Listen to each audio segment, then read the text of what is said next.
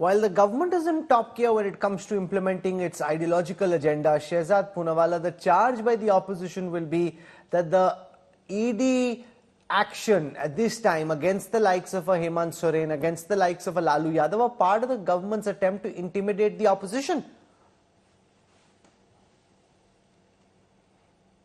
Rahul, 14 parties went to the Supreme Court saying that ED is being misused against us, and the Supreme Court sent them packing. All of these cases that you see have reached the Supreme Court either at bail stage, and Supreme Court, High Courts have denied bail, not just under the PMLA law, under ED cases, but even in CBI cases. And in fact, people like Manish Sisodia and people like Sanjay Singh are in jail for months on end now. And in fact, let me also tell you that the Congress party itself celebrates when the action is taken on the likes of Sanjay Singh or on Manish Sisodia, saying that the ED is doing perfectly well there. On the other hand, if somebody else is acted upon within the Congress fold or within somebody who's close to them, then they say that the ED is being misused. The fact of the matter is that this kind of doublespeak cannot work. And in fact, if Tehseen is still on the panel, Tehseen himself, and I have the video of Tehseen, said that Kejriwal is absolutely corrupt, action should be taken on him. Now today he will conveniently take another stand.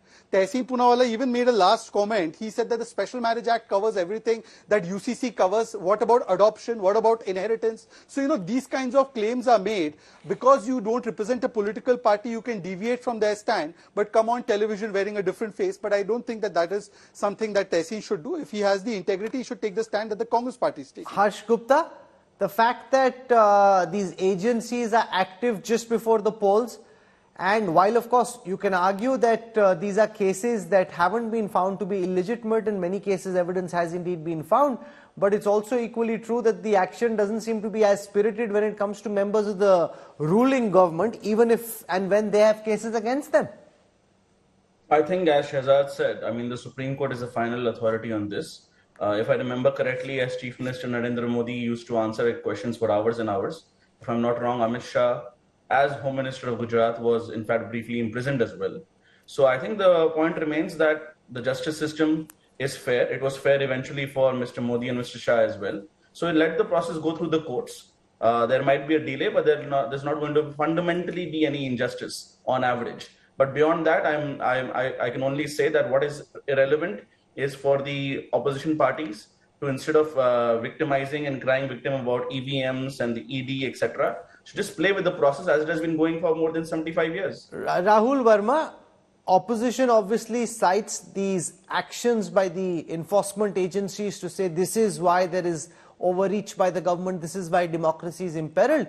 But as far as many voters are concerned, they actually see action being taken against perceivably corrupt netas, and far from being aghast and upset, they actually seem to be liking what's going on. True, absolutely. Rahul, in your remarks, you covered most of the points.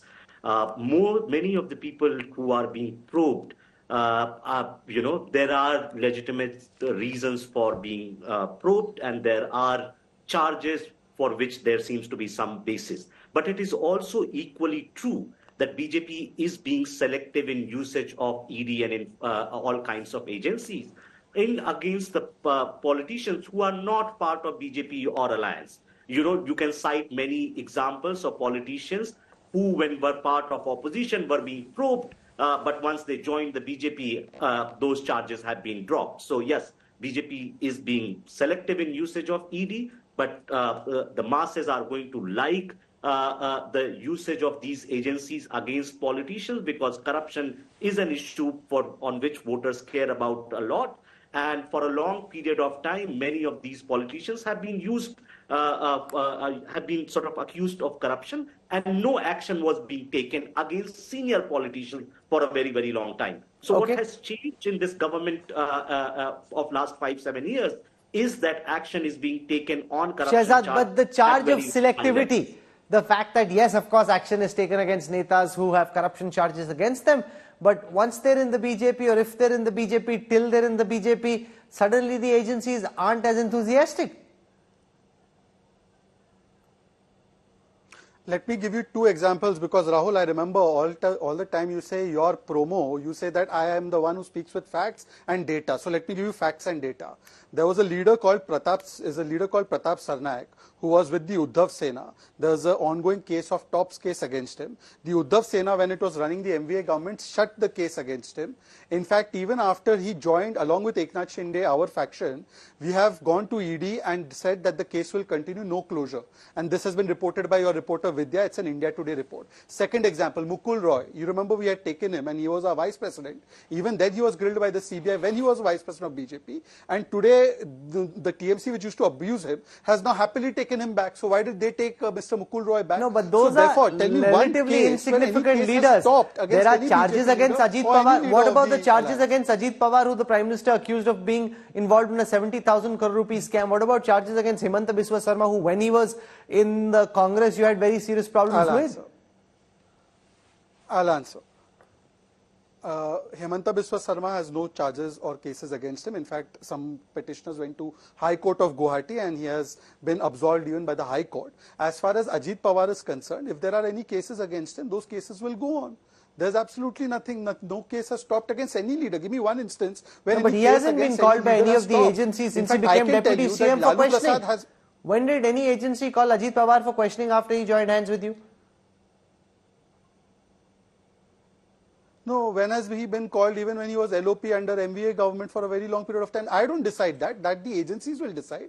If the agencies feel the need to call or summon somebody, they will call or summon that person. If they don't feel the need, just because they have to do monkey balancing, doesn't mean that they will call a leader from one side because they have to call two leaders from the other side. And by the way, Rahul, tell me, Lalu Prasad has been convicted 4 times. Pawan Modi has been convicted from the DMK. Chalo, you tell me, what about the convictions? Has the UPA or the Congress party taken a stand on those leaders who are convicted? Why doesn't Arvind Kejriwal take a stand on the leaders who have been convicted? He used to say that pehle istifa fir janch. Today he is not even going for the janch. And he is in alliance with Hemant Soren, Lalu Prasad, and he lectures about misuse of ED. So don't buy these arguments and please show me one instance where any case has stopped. If any case has stopped and it has been illegally stopped, they can go and challenge it in court. Okay. They have the likes of Kapil Sibal, Abhishek Manu Singhvi and others in their... Okay, so you've said what you have to. I think the viewers who are watching are discerning enough to be able to tell whether all corruption cases are being pursued equally vigorously or whether there is selectivity in the manner in which these cases are being pursued. So that will be decided not just in the legal court but in the court of public opinion as well. I want to thank our guests for joining us. We've covered different aspects, but what's very clear is that the BJP is on a roll. The grandmasters of modern day political chess are up against a group of people who can't even decide what move to make on the chessboard. And if that's the battle against these master strategists and those who can't even figure out where to move the chess pieces, well, I'm afraid there's only one way this battle ends in the end.